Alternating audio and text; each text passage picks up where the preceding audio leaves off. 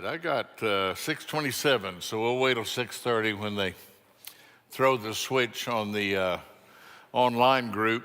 But if you came in and you didn't bring your book, Lara worked very hard today to catch up on everything, and we just printed the pages that we're going to go over.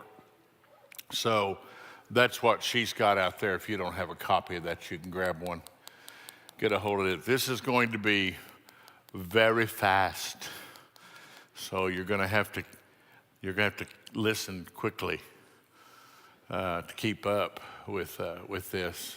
I hope you've gained some from this over the 3 weeks we've gone. I've had different ones that have called to tell me that they had found the clickbait on the web. And don't forget, you can go there on our sermon resource and just click on clickbait, which is the name of this series this spring.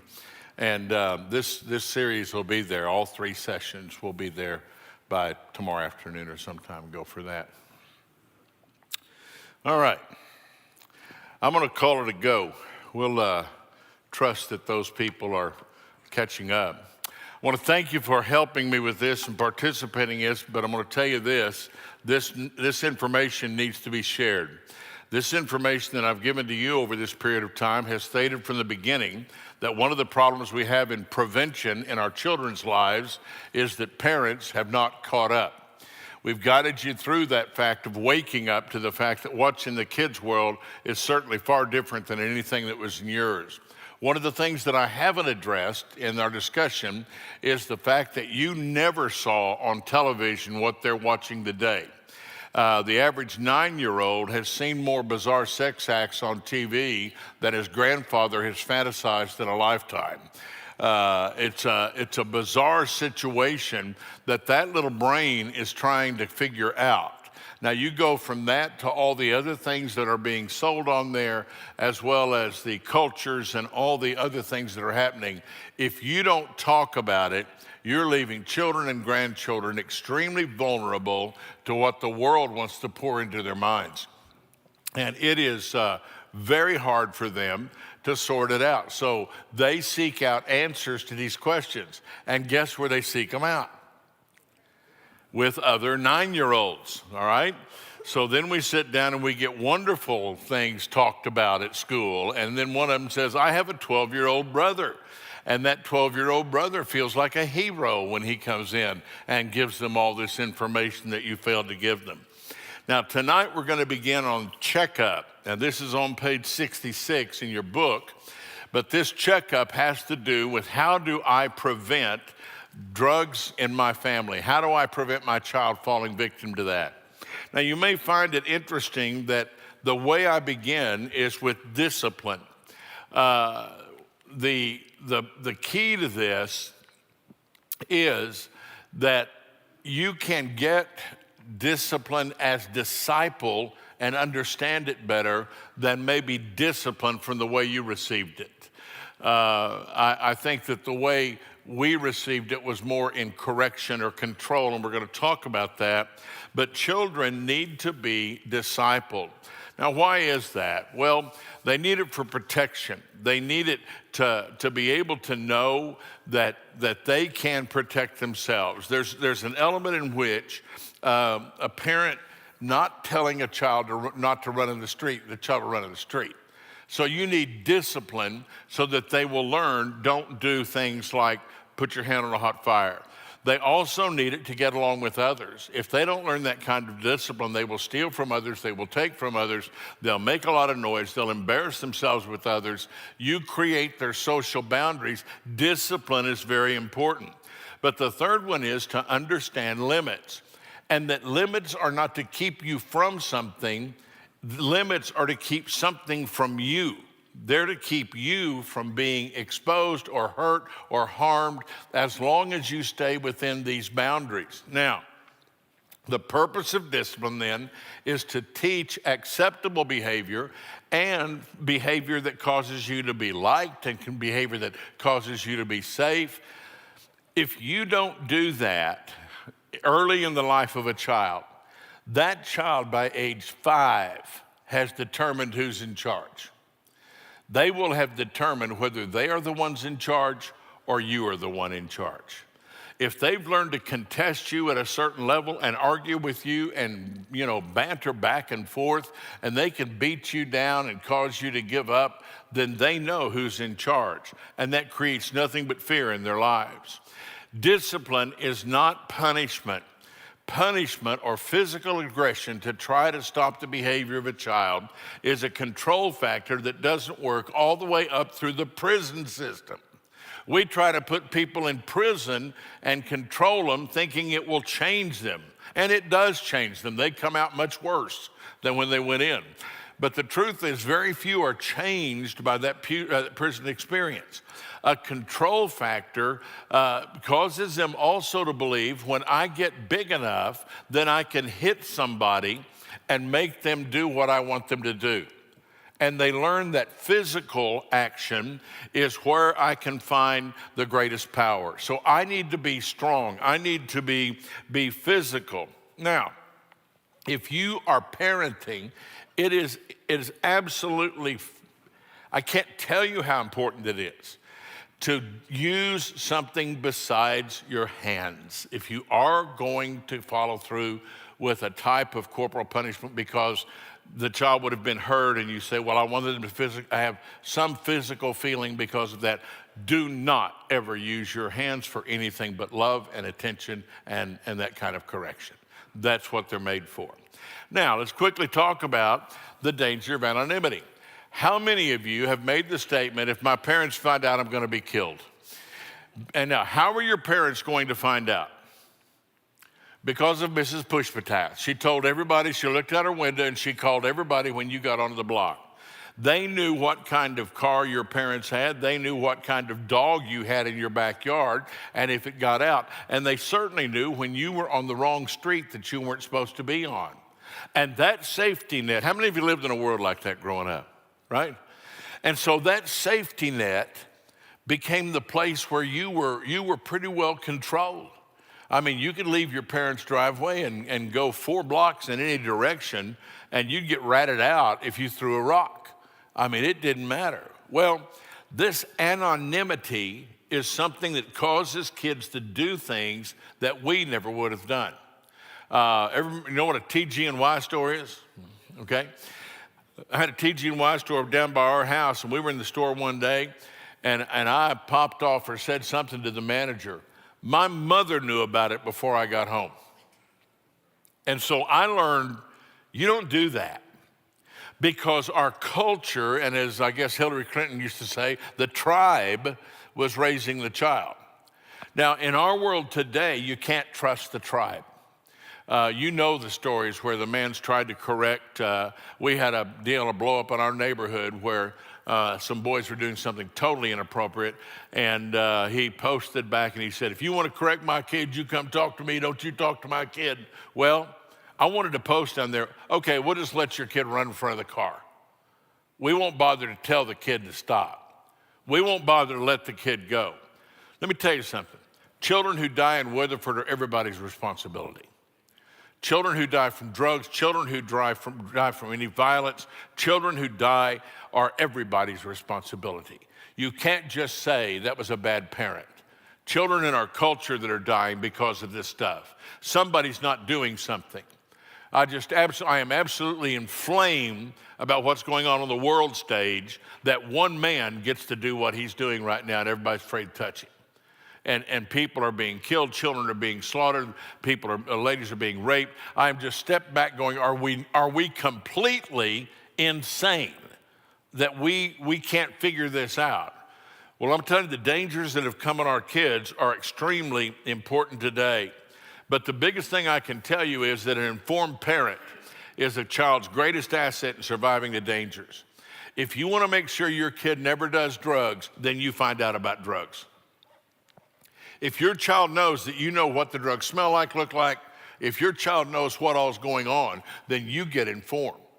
Now, I'm not saying go out and smoke dope and start taking pills. That's not what I'm talking about here, you know. Don't go get drunk tonight until the preacher said do it. No, don't do that. I'm saying that an informed, involved parent is one that really gets involved in the life of that child. All right? If you want to do prevention, put rules in your family, guidelines in your family. Now, this is governing the family. You have got to get in the way with your kids. What are you listening to? Oh, nothing. Bring me the CD. What are you watching? Oh, nothing. What channel are you on? Where'd you go? Oh, nowhere. You better tell me or I'm going to get the GPS tracker out and track that brand new phone that I gave you for Christmas that has nothing on it except a GPS. What's in their room? Well, you don't have the right to go into their room. They need their privacy, and they need their privacy like everybody else. Not in my house, they don't. Not if they're going to be safe. I don't want that stuff hiding around and lurking. I don't leave snakes in my house. I don't need snakes hiding around in the drawers. I don't need that kind of stuff in there. If they're going to live in my house, they're going to understand there's certain things we don't do. Now, do you have to make that a hard nose, you better not do it? No. Honey, here's the way we live. This is the culture of our house. We do not consume chemicals in here. We do not consume chemicals really anywhere. Your dad might have a beer or something, or I might have a glass of wine, but the truth is we don't do drugs. That's what we don't do. We're good Baptists. We don't smoke and we don't chew and we don't go with girls that do. We don't do that stuff. But the other thing is we don't yell. Honey, we don't yell in our house. Because when you start yelling, you get really stupid and you say things you don't mean and then everything goes crazy. So honey, that's one of the rules, that's one of the guidelines of our house. This is the way we live in our house. If you want to know how we live in our house, we are cordial to each other. We respect each other. That's what we do. Now, when you're raising that child with that, guess who has to model it? So immediately you're turned to, this is going to change my life. It sure will. And you can send me a note and say thank you later. You've got to have rules. Now, please hear me. One of the problems we have with teenagers today is they do not respect authority. And they do not respect authority because there's been no authority in their life that they understood from the age they were very small to they were very big.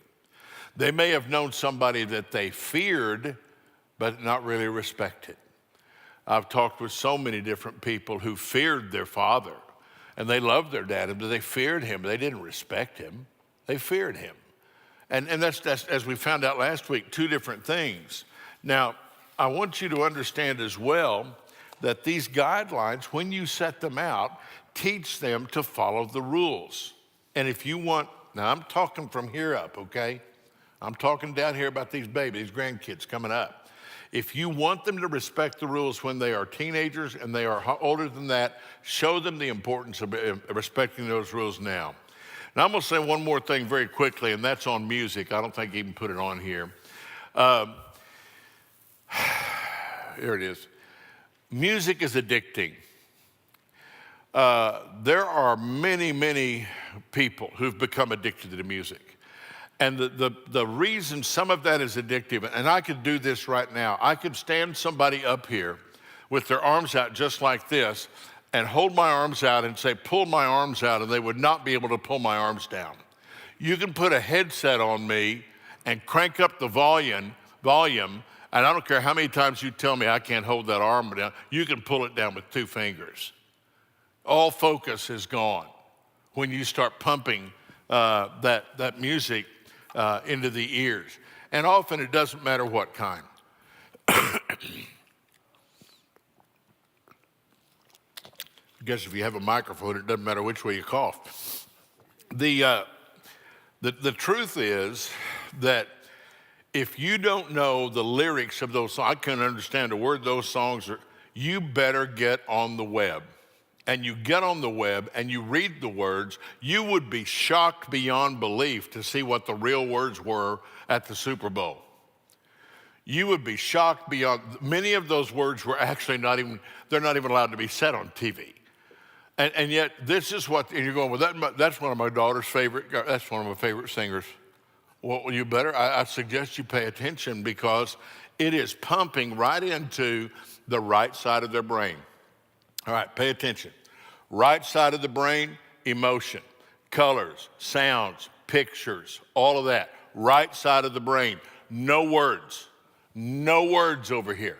No logic over here. No math over here. Left side of the brain. Logic, time, reason, order, judgment. That's why, as I told you last week, when you saturate the left side of the brain so quickly with alcohol, you immediately lose logic, time, reason, order, judgment, and your emotions begin to flow and you feel good and you say things you wish you hadn't said. What happens with music is the same thing. It stores in the right side of the brain. That means that the songs you sang as a child, you can't forget today as much as you'd like to. They are stuck in your head. If you're not careful, that's exactly what's going to go into the brains of your child, and it's going to guide their values, and it's going to guide the way that they make decisions for the rest of their lives. That stores there. All right. Freedom responsibility standard. On page 72, you see a chart there.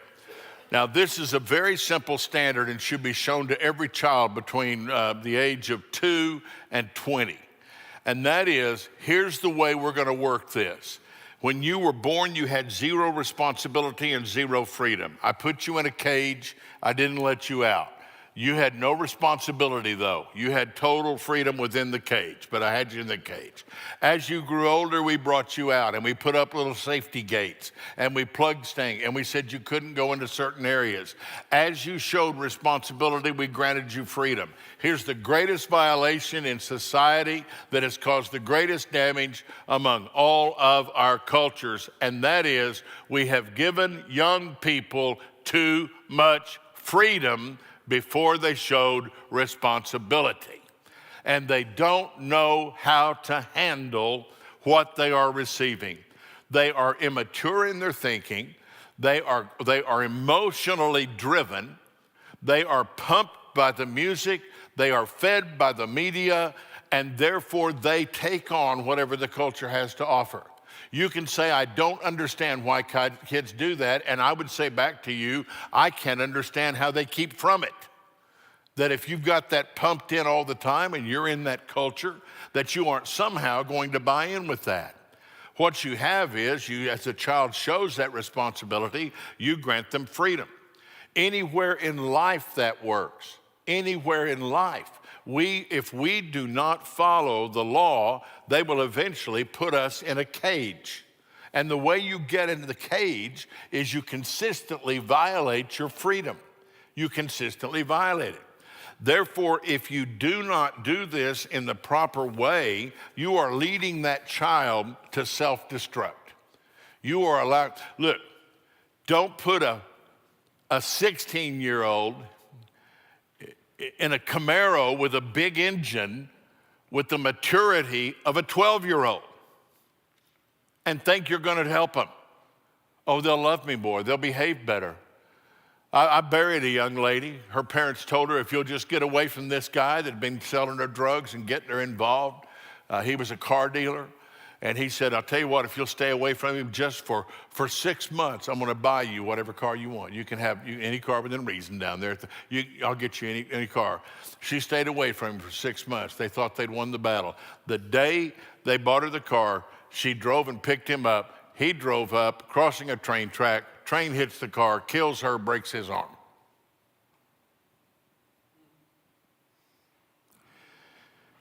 You need to understand you will never be everywhere you need to be to control and protect your child. And if you don't build this protection in with some understanding of the value of roles and respect and all of those things, that's who's left the child vulnerable. Those same children sometimes grow up in those same neighborhoods with parents that hold very good values and have very strong opinions. And there are children who grow up in the same neighborhood and don't get into that as well. You say, well, what are we doing to do about all these parents that are, don't even go there with me. You worry about yours, all right? You take care of your house, I'll take care of my house, and we'll see what we can do with the rest. But it wouldn't hurt to pass on the word today that the ones that really stand accountable for the behavior of children are parents. Is that right, Span? If you got a kid that's acting up and whatever, they do something, you're a police officer, right? All right. So who are you going to go get? Mom and Dad. And I got a few addresses for you that I can give you. Need to take care of. Freedom, responsibility. All right, the next thing is this. Control doesn't change people. I think I've said this so much. If you all don't know this, it'll probably be on my tombstone. You all put that there, and life is relationships. Those are the two things you'll put there. But look, you cannot, the difference is not whether you can make a child behave. Anybody can hold onto a 9-year-old's ear and make him pick up the dog food, okay? Anybody can do that that's an adult. Anybody can throw enough fits and hold on tight enough and put up enough bars that you can control somebody. That does not change them. The important thing that you want to know is, what's your child's attitude toward drugs? What's your child's attitude toward premarital sex? What's your child's attitude toward music that gets into the head? Do you give them good Christian music? Do you give them good country music? I guess there's no such thing. Do you give them something to replace? Do you guide them in what's good? Do you share with them while the TV shows are on? I'm not saying talk about everything in a negative way. I'm not talking about being negative. I'm talking about saying, what do you think about that? As a grandparent, you can always walk in and say, what do y'all know about that marijuana? What is that stuff? What do y'all know about that stuff? And they'll go, oh, we got to catch Grandpa up. He's going to be an embarrassment to the family. You'll find out everything they know about marijuana and every other drug in the family. They'll tell you about the meth. They'll tell you about everything because they're trying to help you. You can talk about stuff that the parents can't tell, right? But the truth is, somebody's got to talk. And when you've got parents that are trying to make kids behave, I had a statement made to me that just like blew my mind, made me so angry. I don't get mad, but I was upset. And that was, I heard a lady say, the only way you're going to control those kids is to just keep hitting their bottom until it's blue, and if that doesn't do it, make them bleed. And they'll finally don't do that. Oh, that'll help them make good decisions when they're 20. What does that teach them about anything? All it teaches them, when you're big enough, you can beat up people. All right, here we go. Face up. What are you going to do? How can you tell if your child's using drugs? Parenting is one of the most difficult things when it comes to get into dealing with drug detection. Now, you've got a listing of all these different ones, and you realize that if you don't impose good curfews and you don't know where your children are. Another big one, when I went over to Plano, they'd had a bunch of kids killed by heroin overdose, and I was on the radio with Don Day. What is that his name? Don Day on WBAP radio, something like that. And I was on the radio with him because Tuanay, remember Tuanay, the football player that died from heroin overdose? And they had me on, and he said, we got about 30 seconds for you to tell everybody how to keep their kids from getting into this. I said, no problem. I got this. I'm like, okay. And so I jump into the boat with it, right? And I just start off and I said, let me tell you now, I don't have time to get into all this. The biggest thing I can tell you is be awake when your kids come home, give them a hug, give them a kiss, and look them straight in the eye and see what they've been doing. And I'll show you what that means in a minute. But the truth is, these kids were being brought home, either thrown out of an emergency center where they'd overdosed, or brought home, put in bed, and dying in their own vomit. Because the heroin would go in, cause the lung to relax, the fluids keep pumping, they go back into the lungs, and they would drown. And they would drown in their own beds. And this was going on. And all these parents who are going, I just trust my kid. Let me tell you, don't ever trust a teenager. Okay? You say, you're so cruel. Yeah, okay. Don't ever trust a teenager. Let them think you do. No, you can let them know, look, I am trusting you. I'm giving you the car, but I'm going to check, right? Now, by that, it doesn't mean I don't trust them, but it doesn't mean I'm not going to check. And where you throw them out there and you don't check, well, what do they know? You don't know anything. If the glove doesn't fit, you must have quit. That's what they know. They know that really well. They've got all that down. If you can't prove it, you don't have a corpus delicti, right? I don't have any good ties. This is This is the whole thing here. Do you go to school? Let me ask you this. How many adult men do you think go to the high schools where their kids attend and walk the halls during classes to see what those kids face? It's nearly non-existent. It's just non-existent. How many of them kind of cruise the streets or go by the parties? I love to do the one on my daughter. Hi, I'm Van Hauser. My daughter Shelly came to the party here, and she forgot her socks. I would, Dad. Yes, I am. Yes, I am. And if you don't get that, then you need to pay attention, because somebody's got to be watching this a little bit. You can look at some of this other stuff. This fact that many young people will say that they were using drugs for up to 2 years. Do I have that up here? Were using drugs up to 2 years before their parents ever caught it. And I've heard, is there anybody here who will admit, I had a child that was doing drugs and I had no clue that they were in trouble? Would anybody admit that? Yeah, okay, yeah, right. And then after they told you, did you go, well, yeah, but I just thought it was what he said it was. Oh, yeah, I saw that. Oh, yeah, I saw that. I'm not saying you can be 100% certain, but I'm saying you can be a whole lot better if you'll know what to look for in a lot of these behaviors. Now, a lot of these signs and symptoms are extremely normal across the board. They're across the board. It's not cocaine, marijuana, heroin, LSD, PCP, it's none of that. These behavioral characteristics associated with substance abuse are the key ones, and you're going to find these what happened here? Let me go back one. Yeah, they're really small right now. I don't see it. Okay. These have nothing to do with anything regarding race, sex, creed. These are commonplace, and you're going to find these. All right, I'm going to do it this way. You can guess a couple things are going to happen. Grades are going to start going down. You've heard that all your life. Friends are going to change. You've heard that all your life. Their dress is going to change. You've heard that. If you've been watching it all, you've heard that all your life. Their respect is going to change. You've heard that all your life. They're going to start wearing sunglasses at inappropriate times. We're going to talk about that in a minute. They'll wear long sleeve jackets if they're getting into meth stuff. You're going to start seeing some markings on them where they begin to identify with a certain group. They drop out of athletics. You're getting behavioral changes. You're getting behavioral changes. Now,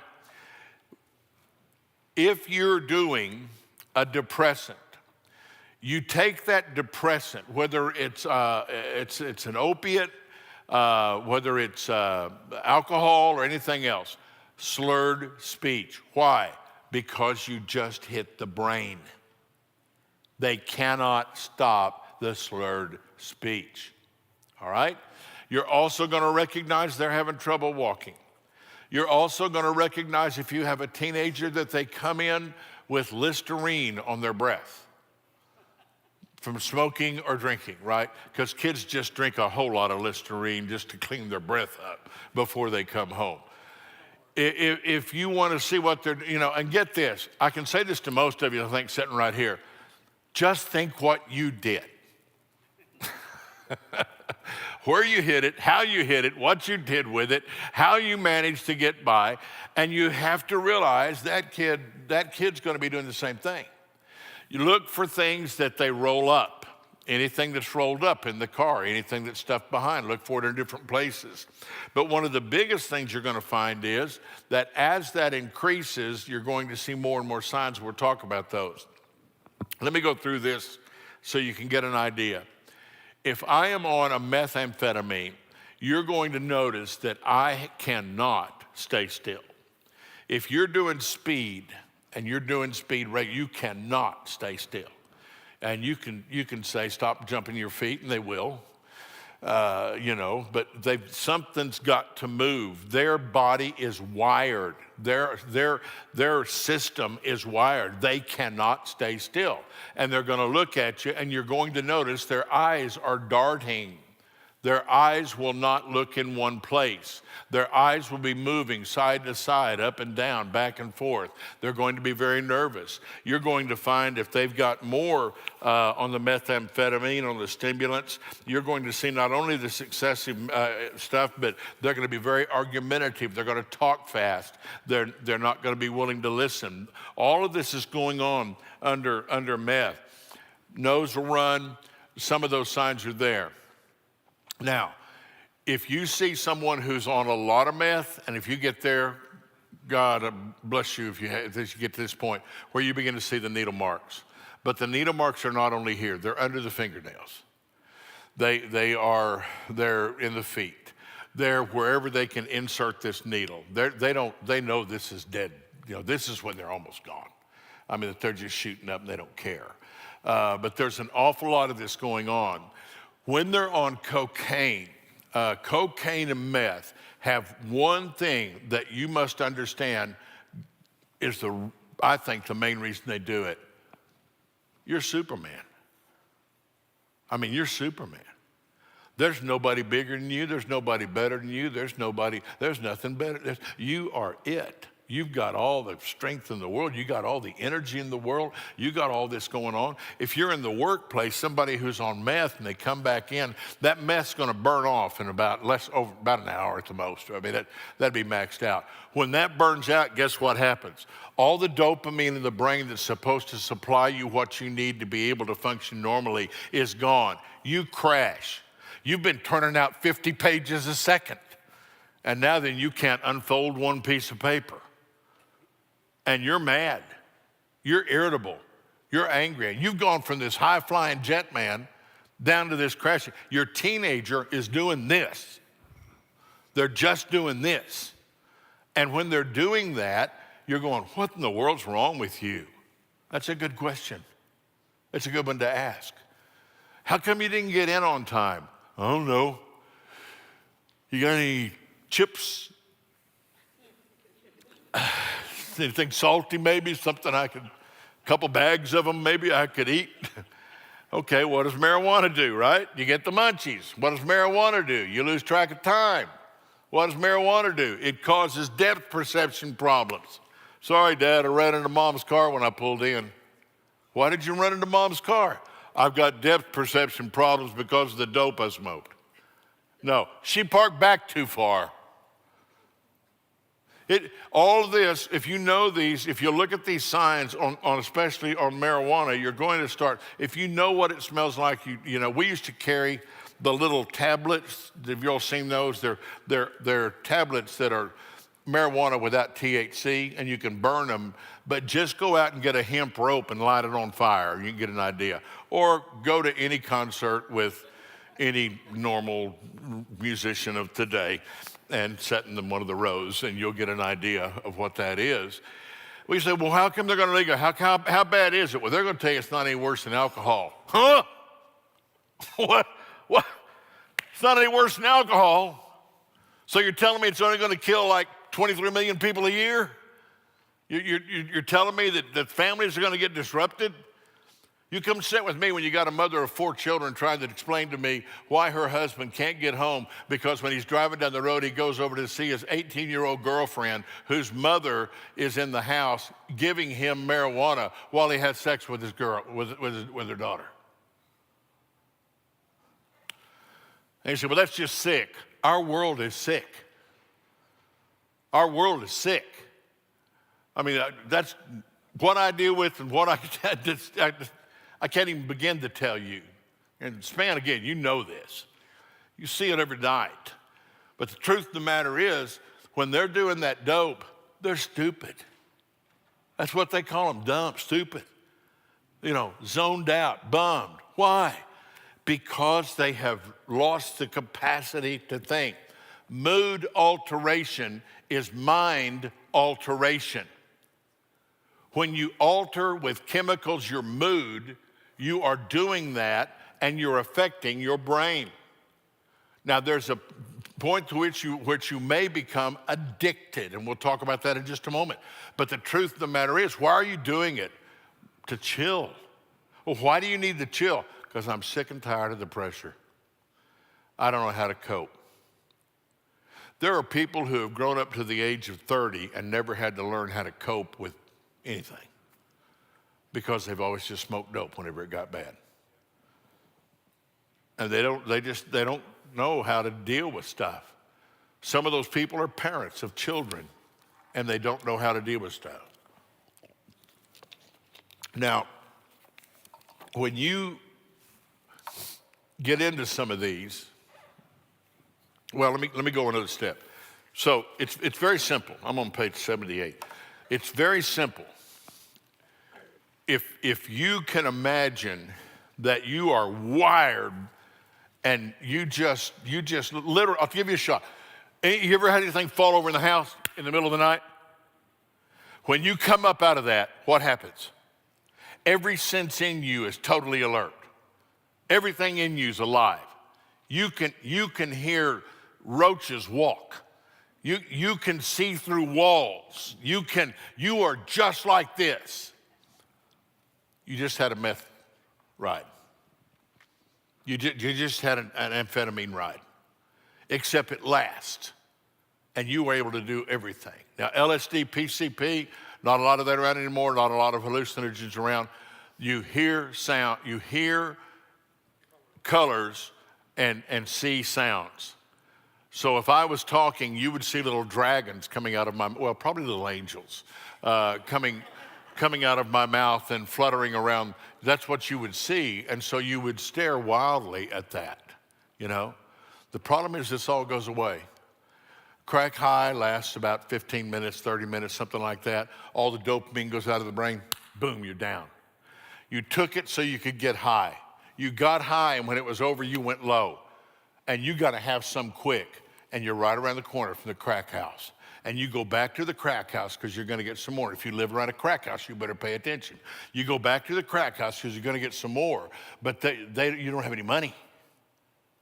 So what are you going to use? I got to have that. Literally, when you've been doing cocaine or crack cocaine specifically, for very long, it literally creates another drive. And like you would say, if I don't get some water, I'm going to die. The crack addict says, if I don't get that drug, I'm going to die. And if I'm going to die, I might as well kill you. I might as well kill you if I'm going to die. They go in, all that. So places around those crack houses, ever told your kids about this stuff? Talking to them about where they drive, warning them about where they go, helping them understand that not everything is like Elm Street. Well, no, that's Nightmare on Elm Street. I can't go there. Our Elm Street. Let's go with Weatherford, okay, over here. I'm just saying that if you'll pay attention to these signs, you can begin to see what goes on. If you pay attention to it closely, you're going to see that when I'm smoking that dope and I'm riding that high, when it goes away, or when I'm on that dope, I got the don't cares. I don't care. I can't care. My brain won't let me care. So I don't go to work. I may not go to school. And you know what? I don't care. Why are you doing that? Why? That's the question we've got to get to with your child. Not that you did it. You don't need to beat them up. We're going to get to that in a minute. You don't need to yell at them. The main thing you got to know is, why are you doing that? And I'm telling you what the answer is going to be. I just want to get away. I'm just tired. I just got to get away from it. Well, have you thought about running? You asked me that question and I'd slap you. I mean, yes, I've thought about running. Shut up. I don't feel like running. There's something else I can do though, and that is I can listen to some music. I can sit down and call one of my kids. There's other things to do, but if you don't learn those coping skills coming up, you don't have them.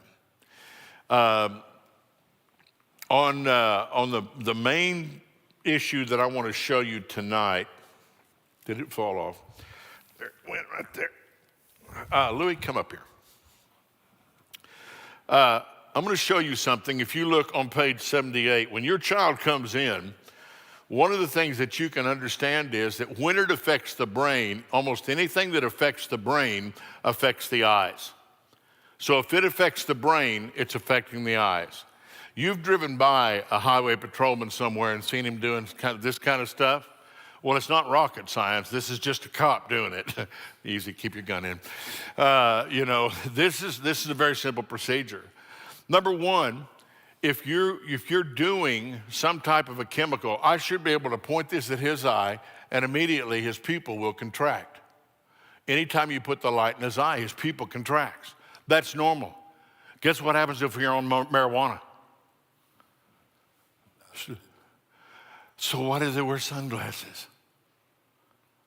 They're not wearing sunglasses. They're hiding the redness of their eyes, and they're also hiding the dilation of the pupil because the light is driving them crazy. So when your kid comes in and you're standing there with a flashlight, they're going to know better tomorrow, right? They're going to come back the next night, and then one of your friends is going to come in. You're going to say, "Come here, Johnny," and they're going to go, "Oh, Dad, not him." "Oh, yeah, him. He's going to be driving the car." Here's the other one. Follow my finger. He should be able to hold that for 3 seconds. If you cross your eyes, you should be able to do it for 3 seconds. If you can't do convergence, you'll do this. Your finger will come in and your eyes will go right straight over the top, and you cannot do it. That's something's wrong. Follow my finger. Leave your head still.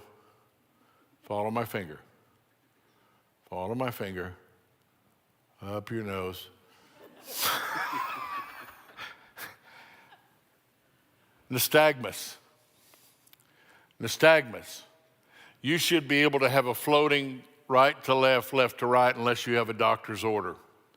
If you have eyes that cannot do that, you'll have a doctor's order. If you can't follow left to right, right to left, and you can't do this, and your eyes and your pupils are not dilating properly,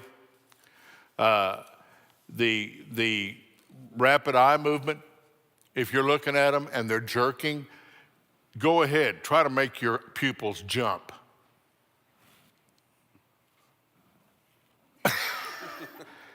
You can't make your pupils jump.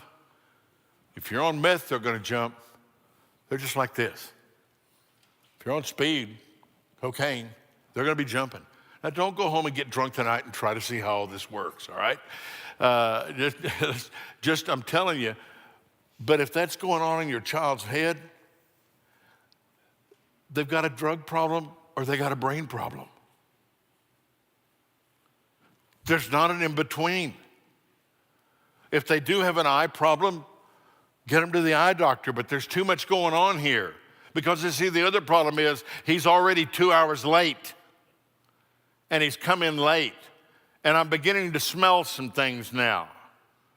And I'm beginning to recognize his clothes are totally changed. He's not caring about the way he's dressing. I've been watching the way his dress has been changing. I've been watching the way that his schedule's been changing. I've been watching the way that he interacts with other people. I've been watching his moodiness. I've been watching all of this, and now I got this. I got a problem. Now listen to me. I'm not saying it's a drug problem as much as I'm saying is it's a problem. And when you've got a problem, go get help. So I can say to my son, "Hey, buddy, I'm not liking what I'm seeing here. And we're going to call a counselor tomorrow, okay? And right now, until things change, you're grounded for 6 months. Thank you." Right? Can you what? Yeah, you passed this time. Just failed the last one. We got you off that stuff. Oh, I left one out. Droopy eyelid. This is the guy you see in the back of the choir who's trying to stay awake, and he's giving it this, I got them open. I know I got them open. And they just continue to droop. Now, I'm going to tell you that droopy eyelid, if they've got a droopy eyelid, and you will know if your child has a droopy eyelid, and I'm going to tell you that's a dead giveaway for some type of a depressant, and especially marijuana, that droopy eyelid is going to hit, and you can tell them all you want to tell them to open their eyes, and they're going to tell you they are. They're going to tell you they're open, and you're going to go, no, they're not open. How many parents know how to even look?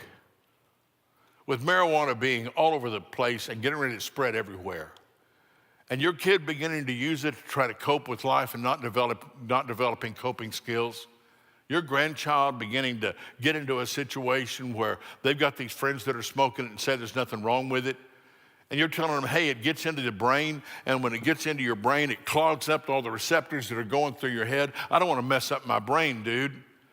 When methamphetamine gets in there and it begins to drop all that dopamine, and it calls for this dump of all this dopamine, these neurotransmitters, and you're flying high as a bird, and you're talking about how great it is, and just about 30 minutes later, you're on the ground. You're mad, you gotta find more. So what's one of the signs of drug abuse? They steal. They steal. They gotta get some more. What's the biggest one about a drug abuser? They lie. They lie, and they lie, and they lie, and they lie. That when the truth will work wonderfully well, they're going to come up with something else that's a lie. Because they've got to get, now look, I hope you understand, I'm not shaming them, putting them down, anything. My heart breaks for good people that get into bad trouble because of substances. They're great people, but their lives can be totally ruined just because they got into a substance. You think my heart doesn't break? You know, if I could tell you the number one sign that I've seen in most substance abusers that I know, there's two major ones. The number one thing that I've seen is they're sensitive people. They are very sensitive people, and they can't handle pain. They don't know what to do with pain. And so they're killing the pain. And they won't judge anybody because they sure know what they've gotten into. And they love to be free from it. If you think you would love to see the drug abuser stop using drugs, you don't want that near as bad as the drug user does. You cannot possibly imagine. When I've seen them on the floor of a jail cell, banging their fist on the floor and crying out, please take this away. Please, somebody stop me. Please stop it. You see, addiction doesn't mean somebody won't quit or they're enjoying the high too much. The very word addiction, you know what that word means? To be enslaved. To be ensnared. Because by now, the brain has learned something, and that is it doesn't need to create dopamine to bring forth the neurotransmitters that'll make you happy because there's too much already, and so it's quit making dopamine. And now then you are so sad, and you are so low, and you know you've got to get back up. Only this time when you take the hit, guess what? It only brings you up to normal. You never get high again. Len Bias, one of the greatest athletes that was ever brought out by the Boston Celtics. When we talked to the NBA officials of the security, and they were talking about him, and this was before, actually, right after this happened.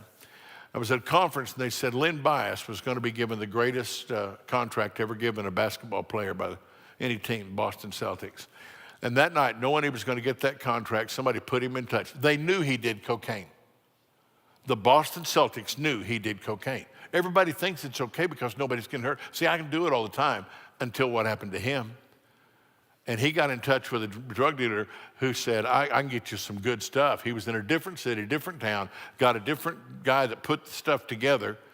It was way too strong. It blew his brain. Killed him. Never realized the dream. And this is the kind of stuff you got to look at them and go, listen, son, these aren't registered pharmacists that are creating this stuff in a scientific lab somewhere south of Houston, right? These are druggies in a motel. These are potheads. These are acid freaks. That's who's cooking this stuff. And the other thing we don't know is just what did it do long term to that person? What other organs were affected? What other things happened? We hear it all the time. You know, it's really okay because everybody does it. You ever heard that? Everybody does it? I can go into an AA meeting or I can get a bunch of guys and they'll say, you know, well, everybody does it. And I go, not where I live. Not everybody does it where I live. Why? I'll tell you very simply. We live in two different worlds. If you've ever been involved in substance abuse, everybody you knew around you used drugs. It was just as common as drinking water. And then if you weren't involved in a world like that, nobody around you used drugs. You know what the problem is? Our kids are walking in the world, the real world. College, campus, work. I didn't get into roofies and all the rest of that stuff, protecting your daughters around that kind of thing. We send our daughters into the meat market for their first job, right? We throw them into those corporate secretarial jobs that are just meat markets out there, and send our boys into work in fast food restaurants where most of the drugs are passed, or somewhere, you know, where they can pass it through with a McDonald's and a little hit, right? They're doing something like that. And we think, my kid's working at McDonald's. Did you warn him? Did you ask him to check? I trained all the workers at PepsiCo Foods, which is Taco Bell and Pizza Hut and Frito-Lay and all that. I trained all those workers in business because they got tired of having the guy working beside them messing up the whole deal because he was high and nobody take issue with him and they didn't know how to detect. We taught everybody that everybody else knew how to look, and it cut the numbers of drug accidents on that thing markedly. So how are you going to confront? Well, number one, if you're going to confront, search for evidence. Okay, the earlier you get this, the better it's going to be. This is going to be on page 80, I think, or 81. I'm going to tell you this. If you're going to deal with a child, they've come in, you've had it, there's enough signs and symptoms, and you know you're going to have to do something. You found something in their room. You found a vaping pipe, a vaping pen. You found a pipe. You found some seeds. You found burn spots in your car interior where the seed exploded when they were smoking marijuana. It used to be easier when we had velour seats because it would always burn a hole in the seat and get caught. But now we have leather and doesn't tend to do it, so kids will get by a little easier. But you finally got them. The first person you got to take control of is you. You don't want to hurt this young person. You don't want to hurt this child. You don't want to hurt this adult.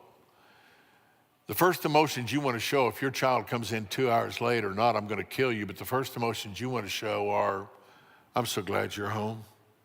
I was worried sick. That's an honest emotion.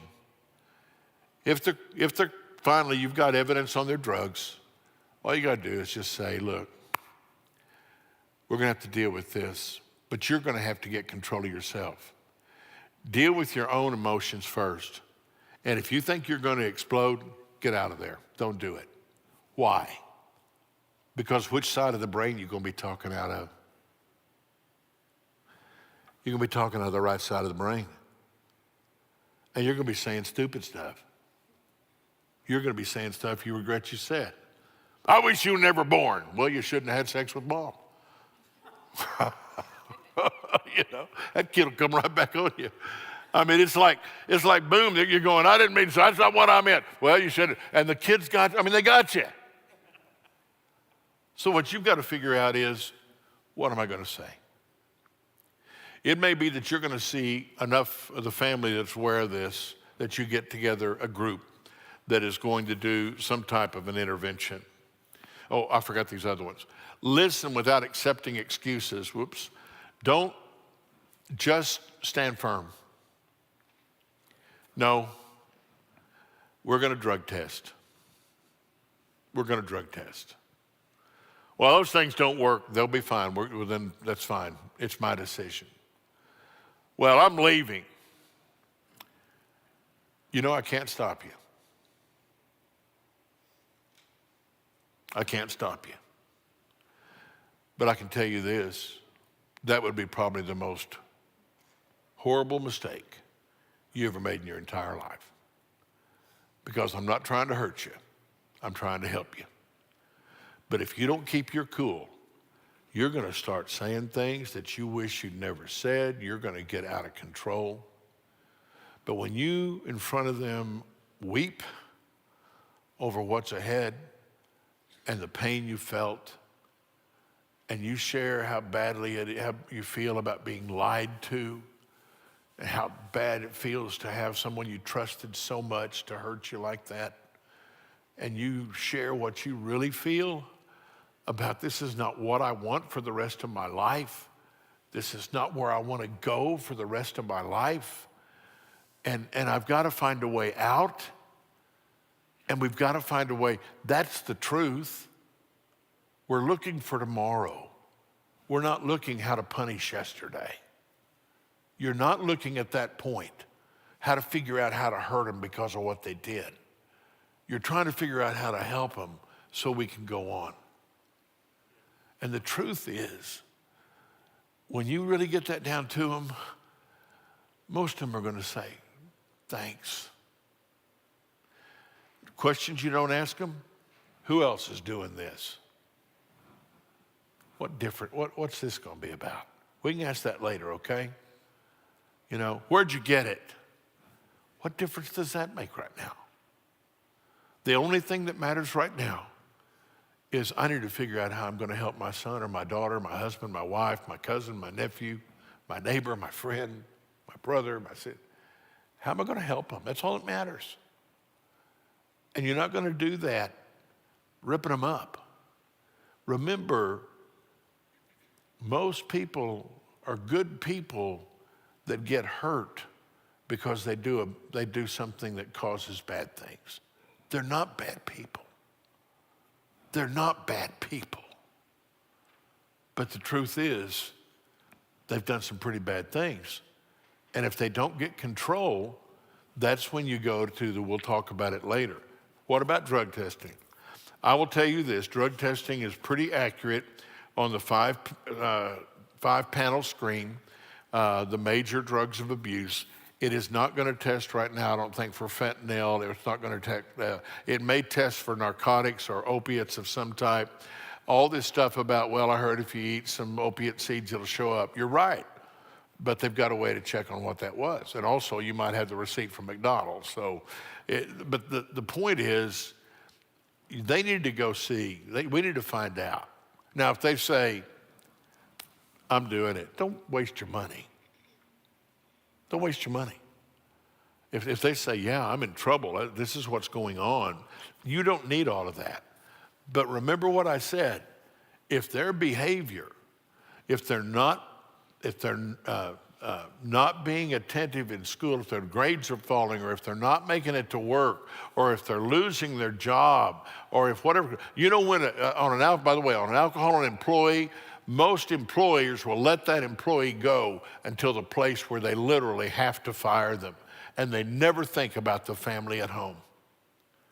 They never think that if they'd fire that man, he'd go get help. But you got a 16-year-old daughter sitting at home trying to pick him up and do like some of these girls that I've heard, and that is they get dad almost inside the house and he throws up all over their hair. And he throws up all over their hair and they have to clean that up, and then he does it on the floor, and they're trying to get their own dad back into bed, and they're trying to heave him into bed. Now that gets us into child of an alcoholic. That's in another 7-part session coming to a theater near you. The whole thing is, you can move on through. Let's go on through this pretty quick. I'm running out of time.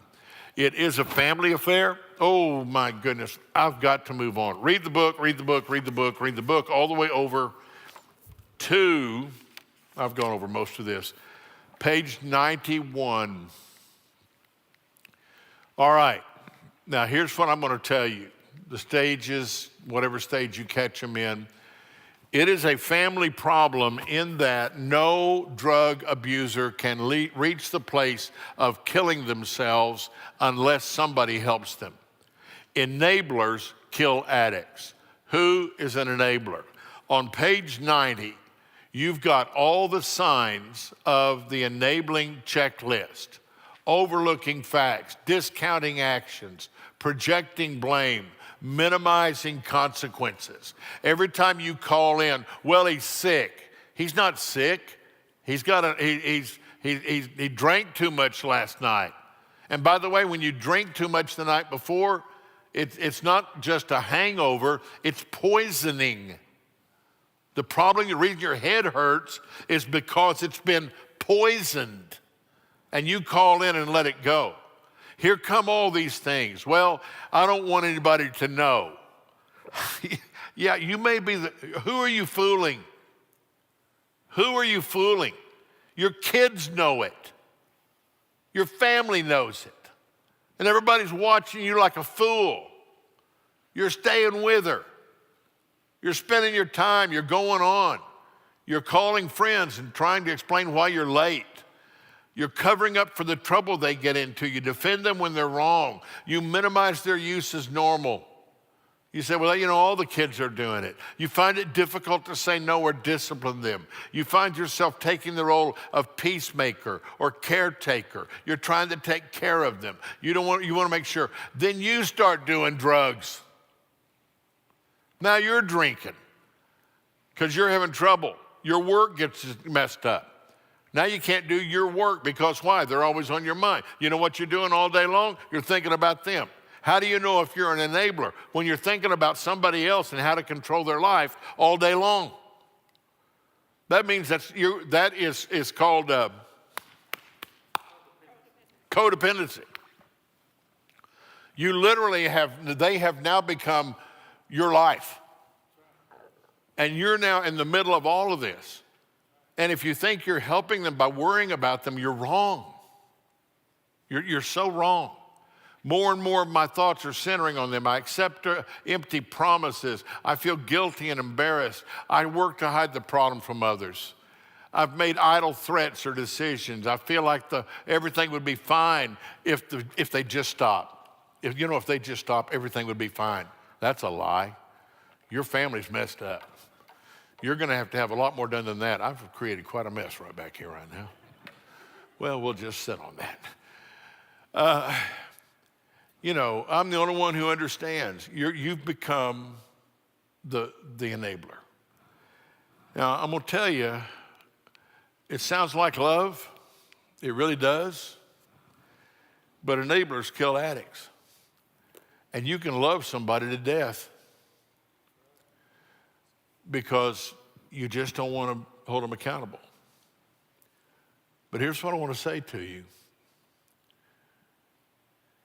If you can, try to understand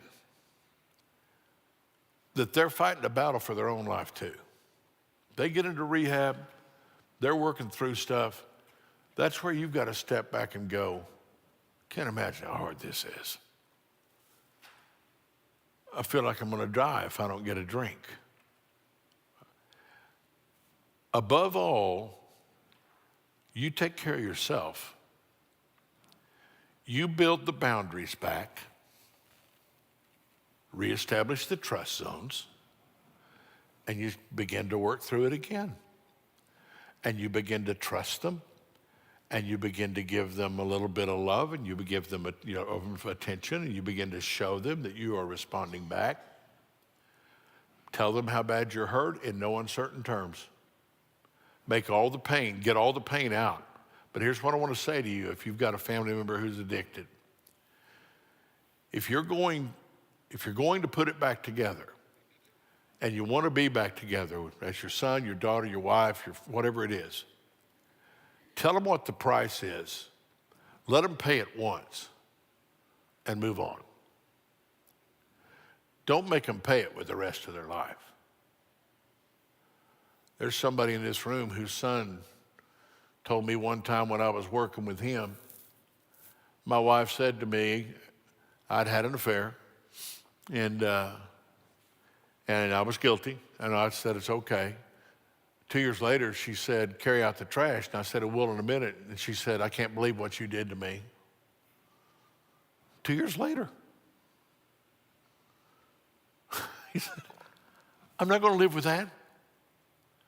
Nobody's going to live in shame.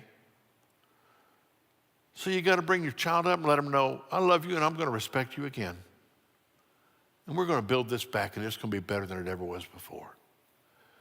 But you got to figure out what's the cost. Well, my goodness.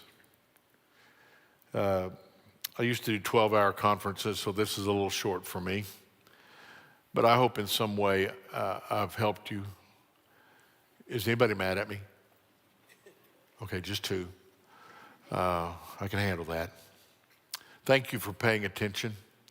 And remember, all of these are on there. And again, if you have any question about any of this that I've said, go see Louis. He'll take care of it. Let's pray.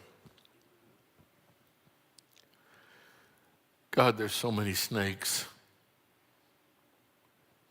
There's just so many snakes. Trying to find a way to talk to our kids and grandkids about them and let them know how scared we are and yet how we are assured that you're going to be our protector. And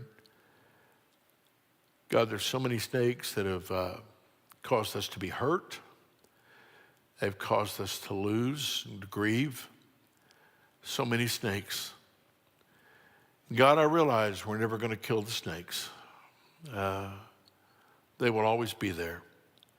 But I pray you would help us to know that we can protect our family and ourselves by properly understanding that there's a reason why you've given us your word, the guidelines, the fellowship, the friends, the support.